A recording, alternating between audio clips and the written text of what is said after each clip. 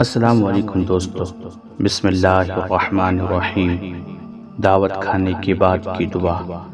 اگر آپ کسی کے گھر دعوت کے طور پر کھانے پہ گئے ہیں تو دعوت کھانے کے بعد یہ دعا پڑھیں: اللہم اطعم من اطعمنی واسقی من سقانی۔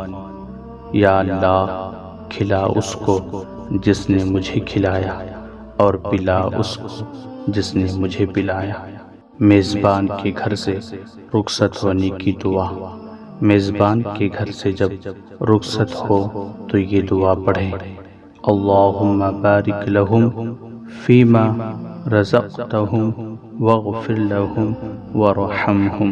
یا اللہ، اس کے رزق میں برکت عطا فرما، ان کی مغفرت فرما اور ان پر رحم فرما۔